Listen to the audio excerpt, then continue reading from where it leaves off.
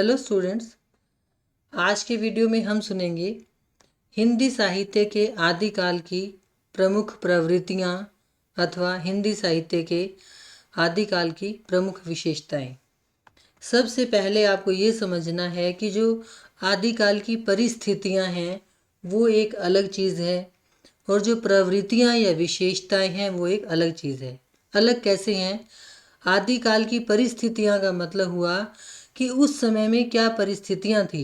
आदिकाल का जो समय हम देखते हैं 1050 से 1375 संवत तक का, उस समय में समाज में क्या स्थितियाँ थी, कैसा राजनीतिक वातावरण था, किस प्रकार का लोगों का जनजीवन था, किस प्रकार के लोग कष्ट सह रहे थे, युद्ध किस प्रकार से हुआ करते थे, या कुछ भी ऐसी चीज़ें, वो हैं सारी परिस्थिति। मतलब धर्म की स्थिति क्या थी, सांस्कृतिक स्थितियाँ हमारे देश में क्या थी, मतलब कल्चरल एक्टिविटीज़ या कल्चरल जो चीज़ें होती हैं, जो हमारी संस्कृति है वो कैसी थी, ये सब चीज़ें आती हैं परिस्थितियों के अंतर्गत।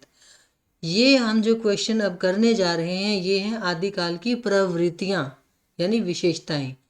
मतलब क्या है इसका कि इस काल में जो साहित्य लिखा गया था उसमें किस किस प्रकार की चीज़ें लिखी गई, यानी कि उनकी क्या क्या विशेषताएं हैं। मतलब आदिकाल में जो साहित्य मिलता है आदिकाल का, उनकी क्या क्या विशेषताएं हैं उन रचनाओं की। समझ गए? तो ये तो हमने पहले वीडियो में पढ़ा है कि आदिकाल का जो नाम था वो रामचंद्र शुक्ल ने वीर गाथा काल कहा था, क्योंकि वीर रस की रचनाएं वहाँ पर काफ़ी हैं। लेकिन हजारी प्रसाद द्विवेदी ने इस काल को आदिकाल ही कहा, जो कि अधिकतर संगत माना गया। तो हम बात करते हैं विशेषताओं की। संदिग्ध रचनाएं, ये आपने पिछले वीडियो में भी सुना है कि आदिकाल के नामकरण के लिए जिन रचनाओं को लिया गया था, बहुत सारी रचनाएं इस काल में ऐसी हैं जो प्रामाणिक नहीं हैं। खुमान रासो, बीसल देव रासो, पृथ्वीराज रासो, परमाल रासो, ये ऐसी इस तरह की कई रचनाएं ऐसी हैं जो बाद में जिनमें बदलाव भी होते रहे हैं। ठीक है ना? कुछ इन रचनाओं में ऐसी घटनाओं का वर्णन है जो इतिहास से, मतलब अगर आप हिस्ट्री की बुक उठाकर देखोगे इतिहास की, तो वहाँ पर ऐसे आपको प्रमाण नहीं मिलेंगे कि भाई वो घटनाएं वास्तव में घटित हुई भी थी या नहीं। तो कुछ ऐसी बातें हैं जो इन रचनाओं को एक संदेह के घेरे में लाकर खड़ा कर देती हैं। तो आदिकाल की जो रचनाएं हैं, साहित्यिक रचनाएं हैं, उनकी एक सबसे बड़ी मतलब जैसे हम कहते हैं ना प्रॉब्लम, एक समस्या ये है कि वहाँ पर उनको प्रामाणिक मानना थोड़ा मुश्किल हो जाता है। ऐतिहासिकता का अभाव, ये बात वही की वही है सेम, कि बहुत सारी रचनाएं ऐसी हैं जो ऐतिहासिक हैं, मतलब ऐतिहासिक घटनाओं का वर्णन करती हैं, लेकिन वास्तव में वो रचनाएं घटित हुई भी थी या नहीं हुई थी, या कितनी सच हैं या कितनी नहीं हैं, ये बात इतिहास के अनुसार आधी सही मिलती है, आधी नहीं मिलती है। क्योंकि वहाँ पर कवियों ने इतिहास के साथ साथ कल्पनाओं का भी सहारा लिया था, क्योंकि साहित्य में ऐसा होता है कि इतिहास से चीज़ों को उठाते हैं और फिर कल्पना के आधार पर उसको मिक्स करके मैच, मतलब उसको मिलाकर फिर कुछ लिखा जाता है। कहीं कहीं ऐसा भी कहते हैं कि भाई कवियों ने कुछ ज़्यादा ही बढ़ा चढ़ाकर वर्णन कर दिए हैं जो कि इतिहास से मेल नहीं खाते।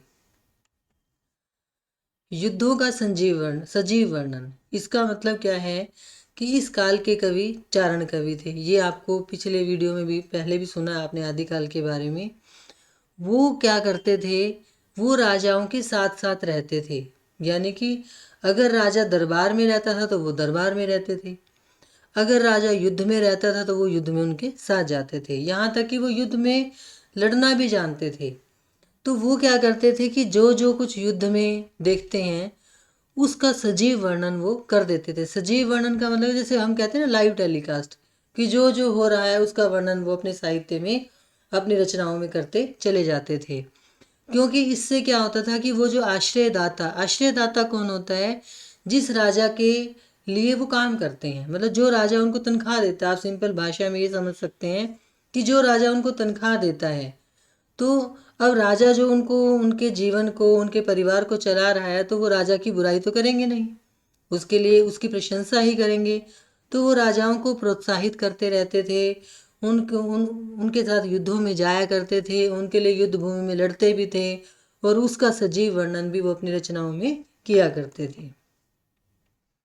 आश्रयदाता का यशोगान, ये भी वही बात है कि उनका काम था राजा की प्रशंसा करना।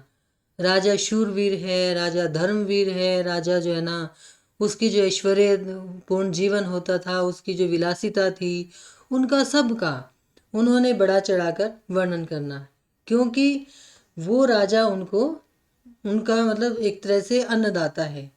और दूसरा मतलब उनका काम क्या था, आश्रयदाता का यशोगान करना, यानी कि उसकी प्रशंसा के गीत गाना। और जो भी उसका शत्रु होता था उस राजा का, कवि का नहीं, राजा का, तो राजा का जो भी शत्रु होता था उसको नीचा दिखाना, क्योंकि हर व्यक्ति अपने पक्ष की बात को सुनना चाहता है। इस बात को वो कवि अच्छे से समझते थे और अपने राजाओं का यशोगान करते रहते थे। राष्ट्रीय दृष्टिकोण का अभाव, अब आप ये समझ ही सकते हैं कि वो कवि चारण कवि थे। उनका उद्देश्य था राजाओं का यशोगान करना, क्योंकि उनके लिए महत्वपूर्ण राजा था, राज्य नहीं था, राष्ट्र नहीं था। तो राष्ट्रीयता की भावना तो ओब्वियस है तभी आएगी जब उनका राष्ट्र के प्रति कोई प्रेम होगा। उनका प्रेम किसके लिए था, अपने स्वामी के प्रति, अपने राजा के प्रति। इसलिए वो राष्ट्र की बजाय राजा का यशोगान किया करते थे। तो राष्ट्रीयता का जो दृष्टिकोण था वहाँ पर उसमें उन कवियों में उसका अभाव देखने को मिलता है। जन जीवन से अछूता काव्य, फिर वही बात है, क्योंकि ये युग सामंती युग था, तो जो कवि थे वो राजाओं या सामंतों के अधीन थे। तो उन कवियों को केवल लेना देना किससे था, राजाओं से या सामंतों से। यहाँ लिखा भी हुआ कि वो स्वामी ने सुखाई रचनाएं लिखते थे, यानी स्वामी के सुख के लिए, मतलब राजा खुश होना चाहिए। उनको जनता से कोई लेना देना नहीं था कि जनता पीड़ित है, जनता सुखी है या जनता दुखी है। उनको इससे कोई लेना देना नहीं है कि जनता की, जैसे हम कहते हैं ना कि आम लोगों के मुद्दे उठाना, तो वो आम जनता की बात करते ही नहीं थे। इस काल का लगभग मतलब कुछ साहित्य ऐसा मिलता है जो लौकिक साहित्य है, पर वो उसकी संख्या बड़ी कम है। अधिकांश जो साहित्य है जिसका प्रभाव ज़्यादा है इस काल में, वो यही है कि राजाओं का यशोगान करने वाला साहित्य यहाँ पर लिखा जाता था। डिंगल और पिंगल, ये भाषाएं हैं। आदिकाल में कवियों ने डिंगल और पिंगल दो भाषाओं में रचनाएं लिखी। ये क्या थी, राजस्थान की साहित्यिक भाषाएं थी। जब वीर रस का वर्णन करना हो, यानी कि कठोर शब्दों का वर्णन करना हो, तो डिंगल भाषा का प्रयोग किया जाता था। और जब कोमल शब्दों का प्रयोग करना हो, यानी कि श्रृंगार का, प्रकृति का, प्रेम का चित्रण करना हो, तो पिंगल भाषा का प्रयोग किया जाता था। इसके अलावा इस काल में संस्कृत के तत्सम और तद्भव शब्द, अरबी, फारसी, पंजाबी और ब्रज भाषा के शब्दों का भी प्रयोग किया गया। प्रकृति एवं वस्तु वर्णन, प्रकृति वर्णन और वस्तु वर्णन दो चीज़ें हैं यहाँ पर। प्रकृति वर्णन में क्या होता है बच्चों, दो तरह से वर्णन होता है, आलंबन और उद्दीपन। आलंबन क्या होता है, जहाँ पर हम सीधा सीधा वर्णन करते हैं कि नदी है, वन है, पर्वत है, बारिश है, धूप है, छाँव है, ये जो वर्णन है ये आलंबन है।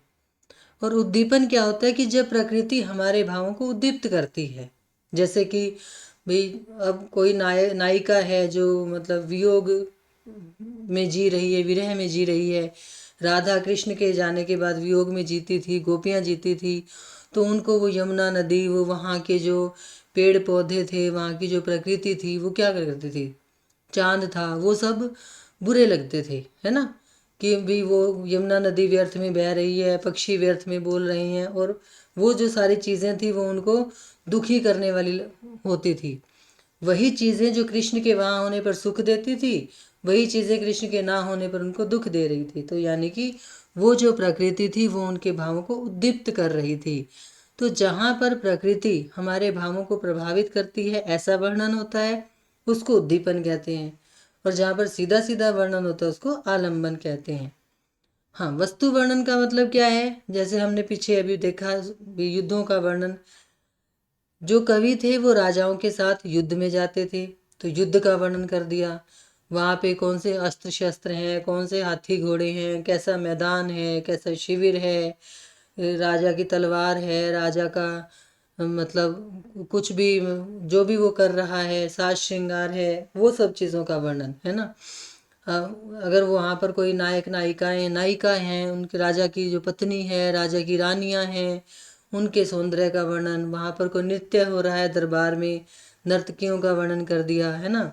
कोई राजा का विवाह हो गया तो उसके विवाह उत्सव का वर्णन कर दिया, वहाँ पे कैसे कैसे खाने पीने की चीज़ें हैं, किस प्रकार का वो माहौल बना हुआ है, किस राजा ने क्या दान दिया, किसने क्या, मतलब इस तरह की चीज़ें कि जो जो देखा उसका वर्णन वो करते चले गए।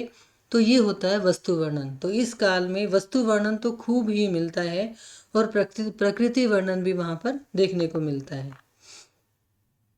इसके बाद है छंद और अलंकार योजना। तो ये आदिकाल के साहित्य में छंदों का भी खूब प्रयोग हुआ है।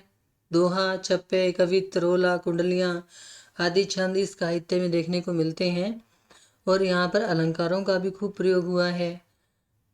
जो अलंकार वहाँ पर आए हैं वो स्वाभाविक और अनुकूल हैं, यानी कि नेचुरल रूप से, स्वाभाविक रूप से अपने आप ही जो जब साहित्य लिखा जा रहा था, काव्य लिखा जा रहा था, तो उनमें अलंकार आ गए, अपने आप आ जाते हैं। अनुप्रास, यमक का अधिक प्रयोग हुआ है। इसके अलावा उपमा, रूपक, उत्प्रेक्षा, अतिशयोक्ति अलंकारों का भी यहाँ खूब प्रयोग देखने को मिलता है।